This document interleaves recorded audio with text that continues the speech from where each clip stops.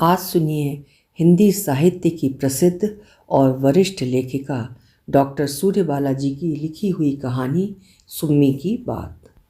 Doctor Suryabala जी की कहानियाँ स्त्री के आईने में स्त्री का अक्स हैं, जो समाज की आधी आबादी के संघर्ष, पीड़ा, अंतर्द्वंद्वों, संवेदनाओं को परिवर्तनकामी इच्छाओं के साथ जैसा का तैसा प्रस्तुत करती हैं।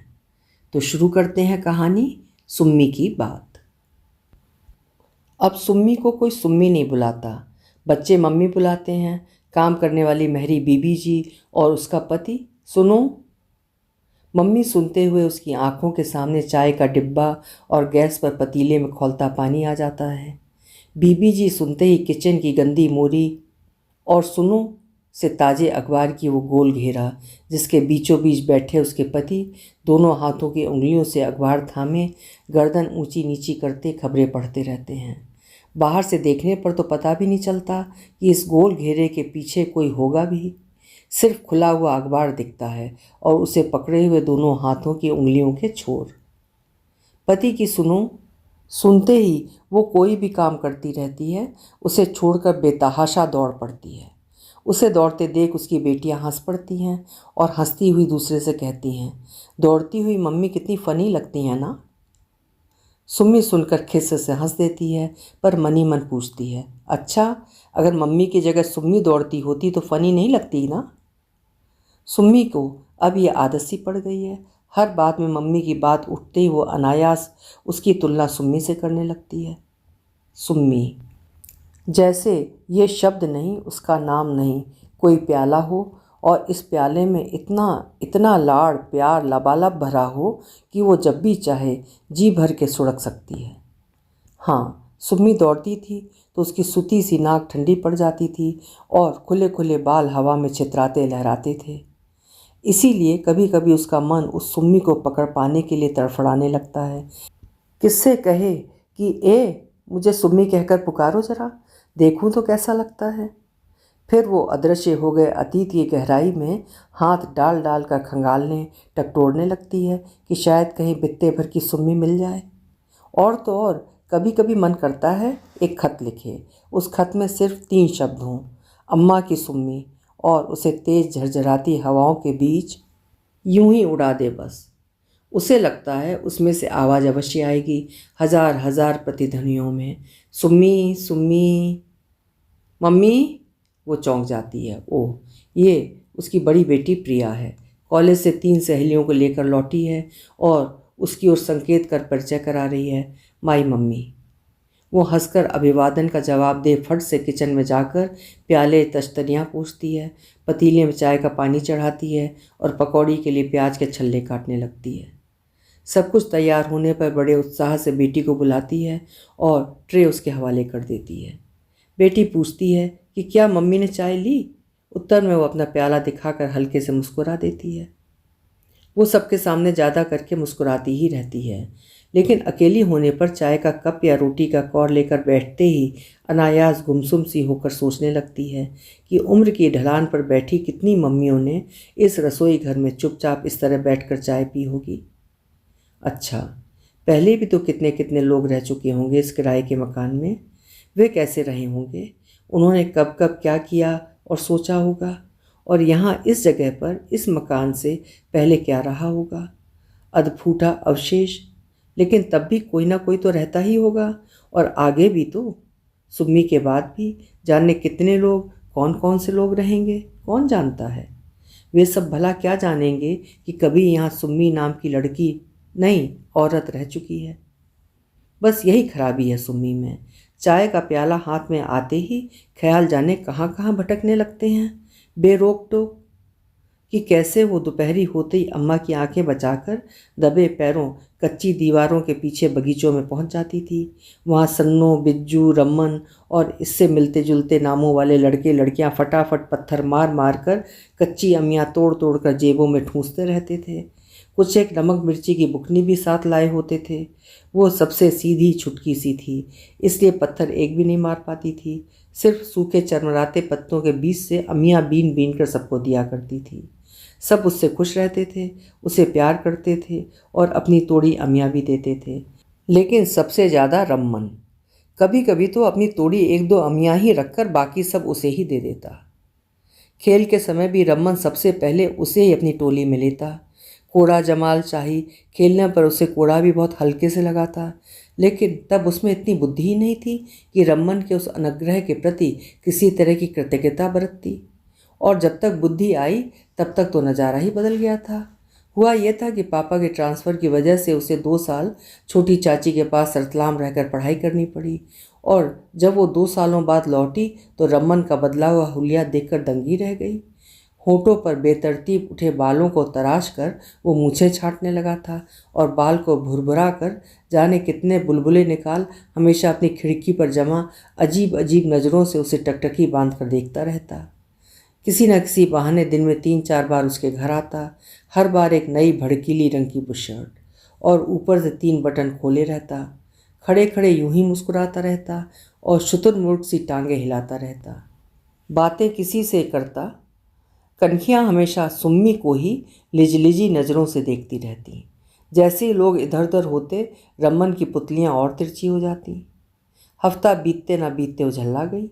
दरवाजे, जीने, बारजे, किसी तरफ जाना मुहाल। सब और एक घिनौनी मुस्कुराहट और तन मन पर व्याप्ति असहजता। और तब उसने मन ही मन एक पुख्ता निश्चय ले लिया। जाने कैसे उस सीधी बुद्धू सी दिखने वाली लड़की में इतनी हिब्बत आ गई। शायद इसीलिए कि सीधी होने पर भी वो बेहद अड़ियल तथा जिद्दी थी, और छिछोरापन तो वो बिल्कुल ही नहीं सह पाती थी। बस एक दिन जैसे ही रमन इधर उधर झांकता अपनी भड़कीली शोक बुशर्ट के 3 बटन खोलकर घर में घुसा, उसने बिजली किसी तेजी से नीचे खुले गलियारे में ही उसे सख्ती से रोक लिया। क्या है? रमन एकदम चौंक गया। आवाज़ की अनपेक्षित सख्ती और सुम्मी को सीधे सीधे सामने खड़ी पाकर घबरा सा गया। घबराहट में उसने ज़बरदस्ती उसे देखकर किसी तरह मुस्कुराने की कोशिश जरूर की, और ज़्यादा ज़ोर से भड़क उठी थी वो। ये तुम्हें क्या हो गया है जी? ऐसे तमाशे जैसी सूरत बनाए क्यों घूमा करते हो हैं? जाकर शीशे में देखो, कितने गंदे लगते हो।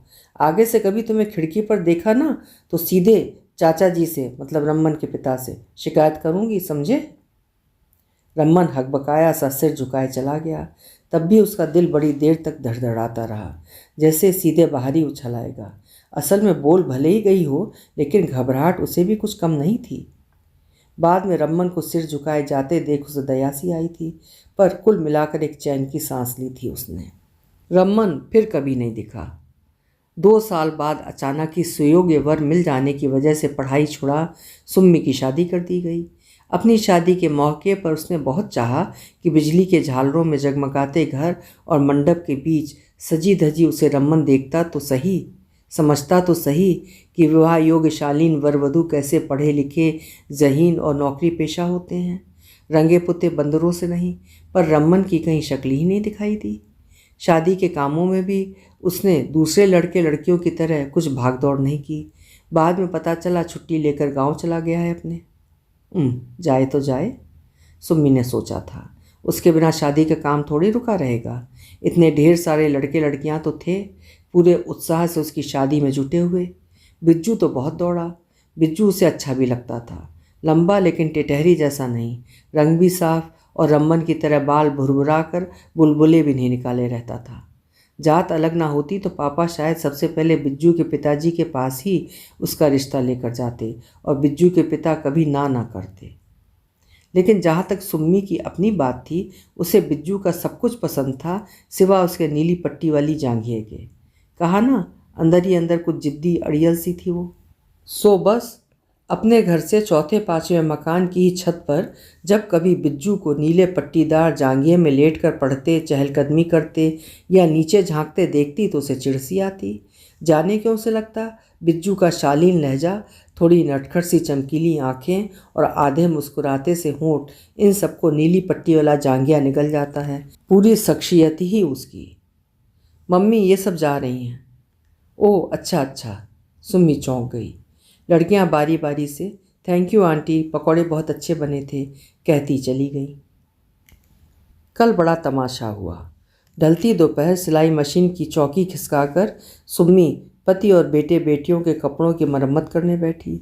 सिलते सिलते वो सोचने लगी कि अगर मशीन की सुई गलती से उसकी उंगलियों को ही कपड़े की तरह छेदती सिलती चली जाए तो। उस दर्द की कल्पना मात्र उसे सिहरा गई, लेकिन दहशत उसके मन में बैठती गई। उसे लगने लगा चाहे कितनी सतर्कता वो बरते, आज सुई उसकी उंगलियों को आर पार छेद डालेगी।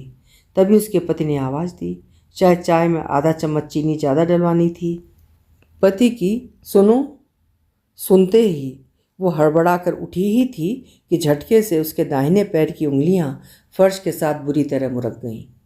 हल्की चीख के साथ वो वहीं की वहीं फर्श पर धप से बैठ गई। उंगलियां हाथ में दबाए घुटनों पर सिर रखे वो दर्द से कराही ही थी कि उसने बेटे बेटियों की खनखनाती हंसी सुनी। चौंक कर उसने सिर उठाया तो पाया कि उसका इस तरह पैर मुरक जाने पर कमरे के बीचों बीच फर्श पर धप से बैठ जाना और सीसी करना बच्चों को खासा मज़ेदार लग रहा है। बेटे ने कहा, ये लो, मम्मी फर्श पर फिसल गईं। 1-2 मिनट तक उसे उठते न देख शायद उन्हें अपनी गलती का एहसास हुआ। छोटी बेटी ने दौड़कर आधी हंसी आधी चिंतित आवाज़ में पापा से कहा, मम्मी को तो रपट लग गई, फर्श पर घुटनों में सिर डाले बैठी हैं। और बड़ी बेटी पास आकर सहानुभूतिपूर्वक बोली, दिखाओ जरा, कहाँ लगी, कैसे लगी, सूझ गया है। देखने दिखाने को वहाँ कुछ भी नहीं था।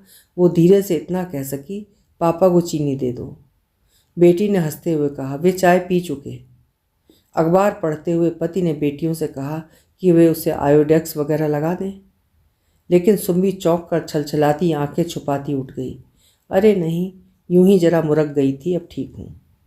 उसे लंगड़ा कर खड़ी होते देख छोटी बेटी फिर खिलखिला पड़ी, लेकिन ये बताओ मम्मी, सीधे साधे फर्श पर बिना किसी अटकल रोड़े के तुम गिरी कैसे?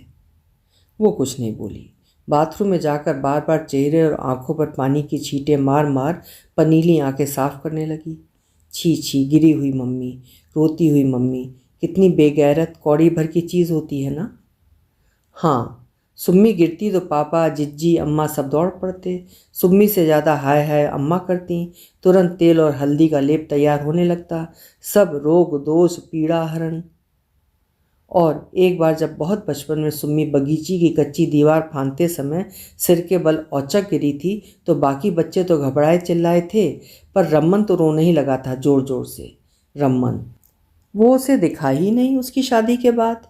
लेकिन शादी के ठीक 4 दिन बाद जब वो पति के साथ झील में बोटिंग के लिए जा रही थी तो पहली बार घर से बाहर अकेले सिर्फ पति के साथ होने पर उसने घूंघट उठाया था और अनजाने चौंक गई थी। पूरे शरीर पर एक थरथराती सुरसुरी दौड़ गई थी और उसने अपने आप से आंखें चुरा ली थीं, क्योंकि उसके पति ने खूब शौक भड़कीली बुशर्ट पहनकर खुश खुश ऊपर से 3 बटन खोल रखे थे। बाल उसके पूरे फैशन से भरभराए हुए थे और तो और वो सुम्मी की तरफ अजीब तरह से कनखी मारकर देखता मुस्कुराए जा रहा था। छोड़ो छोड़ो ओ सुम्मी, तुम्हें सिर्फ इस तरह बेरोक टोक अतीत की तलहट छांटने को छोड़कर कोई काम नहीं है क्या? इतवार की छुट्टी का दिन, पति बच्चे घर पर और तुम हो कि अपना एक खाली प्याला लिए कहाँ कहाँ टकटोरती फिर रही हो। तुम्हें करना नहीं क्या कुछ? सब्जी काटनी है, चावल चुनने हैं, धूप में सूखती बड़ियाँ उठानी हैं और ढेर के ढेर सूखते अलगनी के कपड़े। सुम्मी चुपचाप अलगनी तक आई और एक के बाद एक सूखे कपड़े उतारने लगी। बेटियों के चूड़ीदार शमीज़ें, बेटे की पतलूनें, उसके अपने पेटीकोट साड़ियाँ और पति की कमीज और लुंगी और नीली धारियों वाला जांघिया। अभी आप सुन रहे थे डॉक्टर सूर्य बालाजी की लिखी हुई कहानी सुम्मी की बात। बहुत स्वाभाविक सी कहानी है। आशा है आपको पसंद आई होगी। कल मिलेंगे फिर किसी नई कहानी के साथ। आपका समय शुभ हो।